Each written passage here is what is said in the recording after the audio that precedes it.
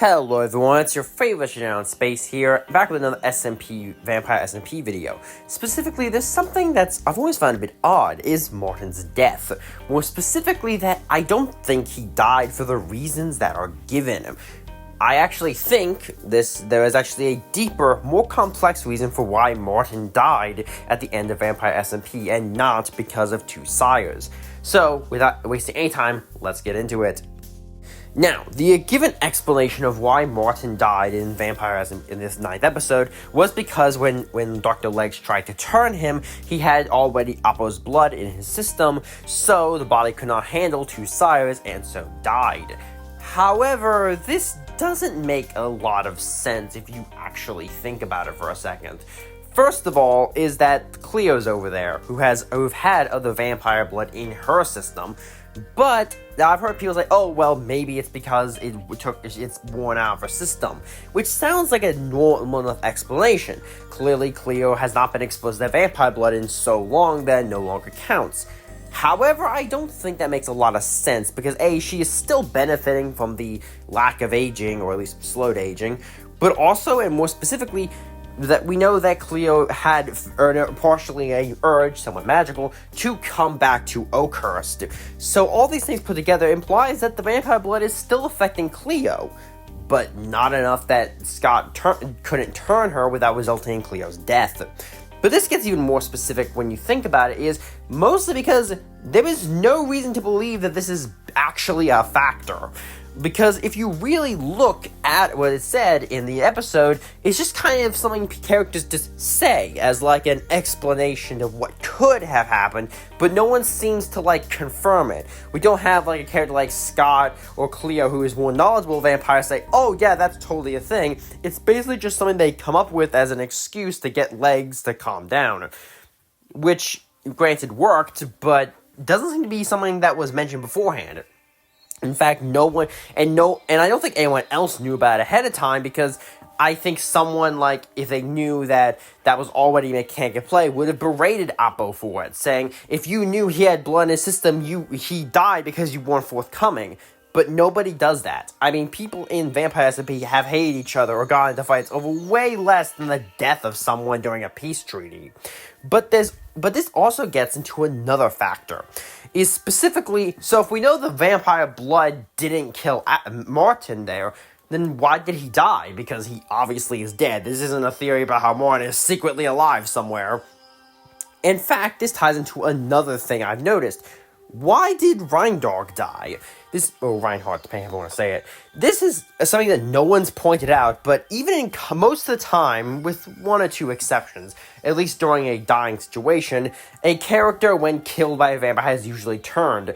There are, of course, some exceptions, but those have usually been garlic-related, as far as I can tell.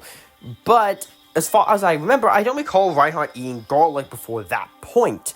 And we've seen other situations of fights, like with Cleo and Drift, that especially when Scott turns someone in a fight, finds someone, they could be turned.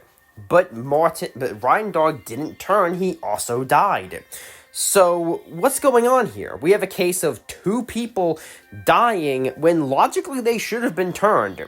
Well, I think it comes down to actually a mechanic within the universe that no one's aware of. More specifically, if you watch the video they put up on the POW Productions YouTube channel about running the SMP, they mentioned there's a command that you can set for yourself that's basically, if you would be turned by a vampire, instead you just die permanently.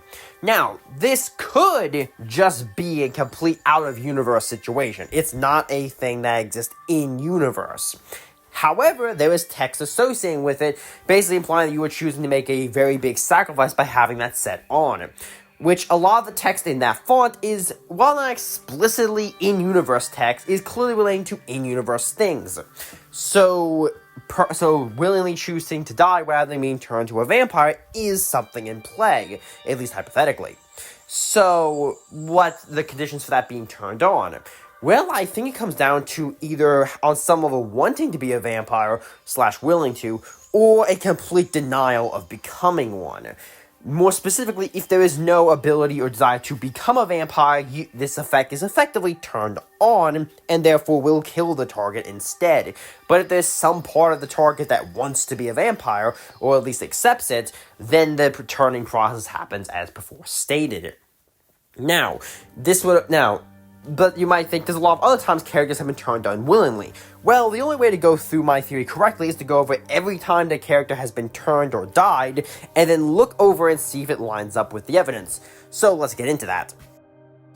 Now, to do this, I will go over, of course, every character above mentioned. I will group them into categories to make this a bit easier. First category are characters who did it willingly or turned willingly, with little complications that I think would mess with this theory needing to be explained. First is Scott and Owen. They are the two starring vampires, and their backstory perfectly explains that they were very willing to do all this. Avid is next. He very much wanted to be a vampire to avoid being turned into a worse monster. Sausage/M is next. Once again, he very much was open about wanting to be a vampire basically from the start, so no questions there. Pearl is the last one in this category, basically because by the end she did want to be a vampire to stay with Cleo. So all of that's pretty solid, doesn't really mess with this theory. Now we have the characters who were turned but not willingly, and I'll have to do some explanation here.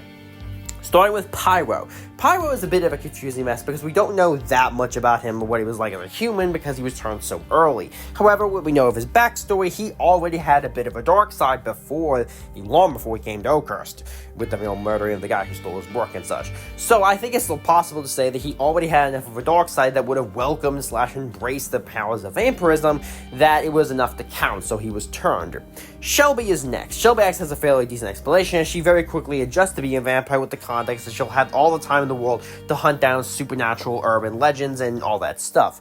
It's quite possible that Shelby was open to it mentally when being turned because she wanted to be able to live long enough to do all these things, so therefore it worked.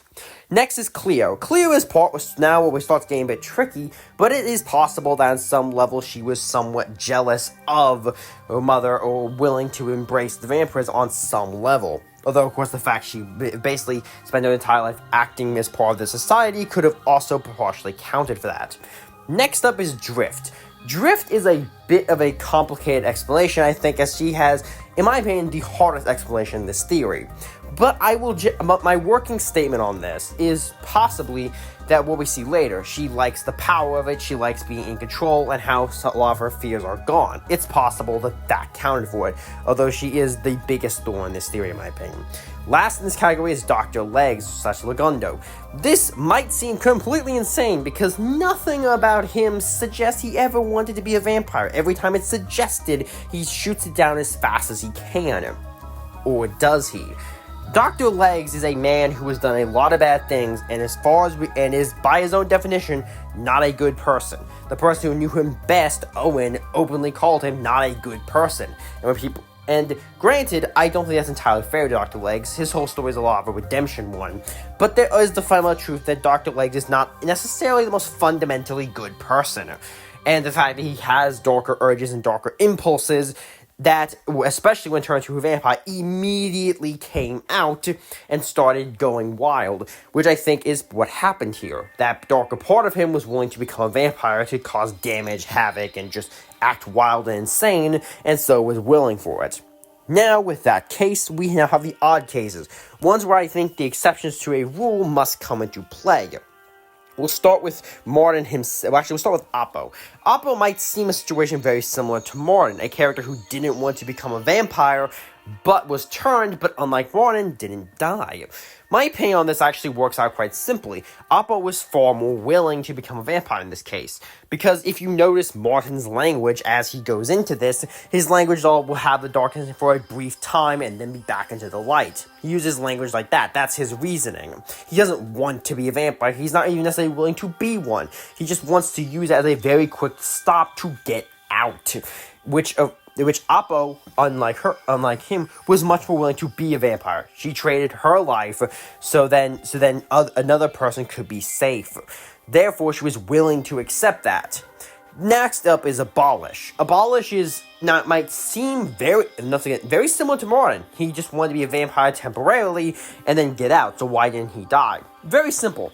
Abolish is extremely apathetic about it. The only reason he really didn't want to be a vampire was just because he didn't want to have to deal with the paperwork, which, even as he says it, was an extremely uncaring motivation. He just didn't want to deal with bureaucratic nonsense. He didn't actually care that much if he was human by the end.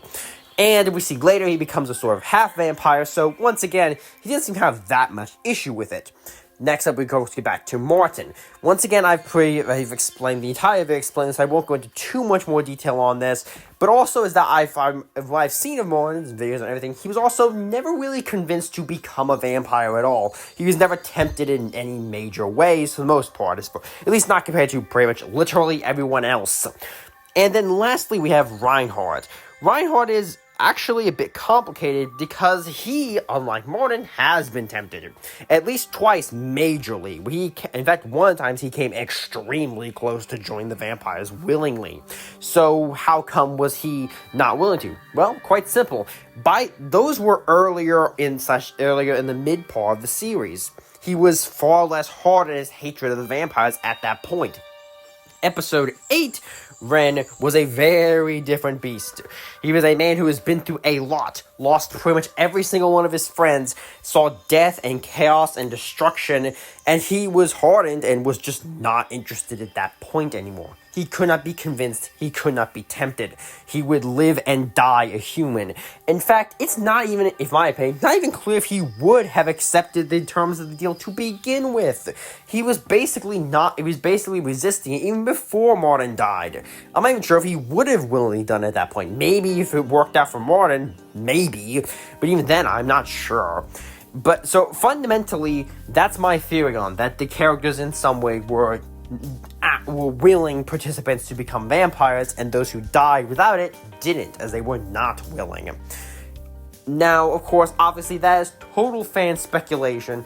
There is not, like I said, I have presented my evidence for this case, but there's also no character acting like it's a force in it. Although, it would be interesting that would explain why characters like Scott don't just run right through the village, kill everyone immediately, and then just let them turn. Maybe the vampires subconsciously understand that if you just randomly bum rush someone, you might not get them to turn. I don't know. Anyway, I hope you enjoyed this video. It's a bit of a theory, but once again, I like Vampiresmp, and I wanted to talk about it some more. So anyway, I hope you enjoyed this video. If you liked this video, please like, comment, subscribe down below. If you didn't like it, and dislike and tell me what I got wrong in the video. If you have more evidence or counter theories to make, then please put them down below, and I will see you all next time.